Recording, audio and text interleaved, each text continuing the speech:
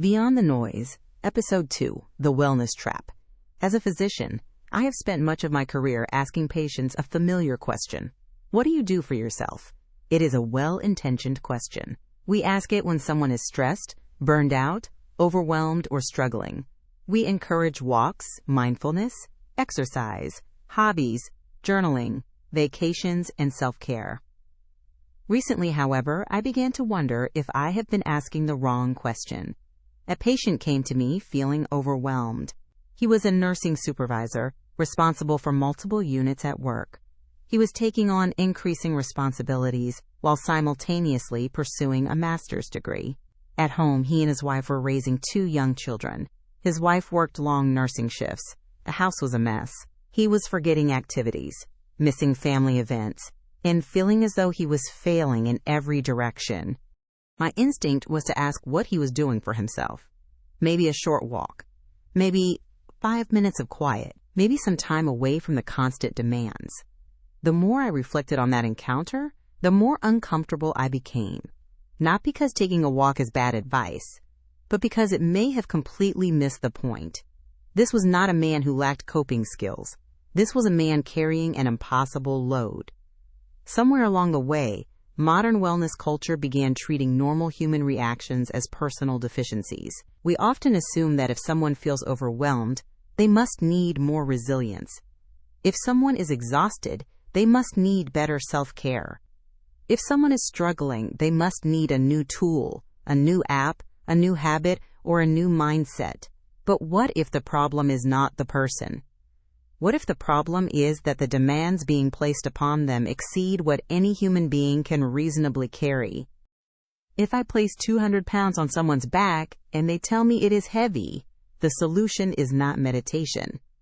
The solution is to examine why they are carrying 200 pounds. This realization has caused me to think differently about wellness, not only in healthcare, but in society as a whole.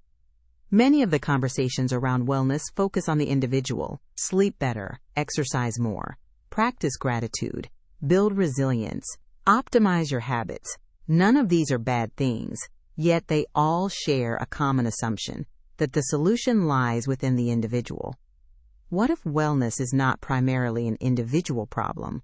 What if it is a community problem, a workplace problem, a cultural problem, a systems problem? As I have looked at countries with the highest life expectancy and communities known for exceptional longevity, I have noticed a recurring theme. The answer is rarely found in optimization. It is rarely found in supplements, hormone therapy, biohacking, or the latest wellness trend.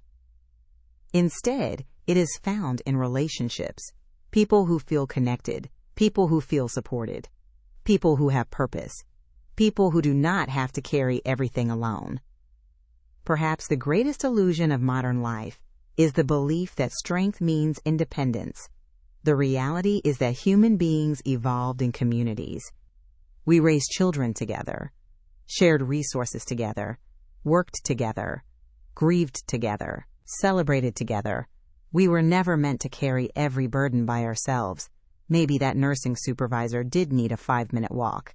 But perhaps what he needed even more was someone to look at his situation and say, honestly, I don't know many people who wouldn't feel overwhelmed by all of that. Not every problem requires a solution. Sometimes people need validation before they need advice. Sometimes they need help before they need resilience. Sometimes they need community before they need self-care. And sometimes the most healing thing we can offer is not another strategy, but a simple acknowledgement. The problem isn't that you're failing. The problem is that what you're carrying may be too much for one person.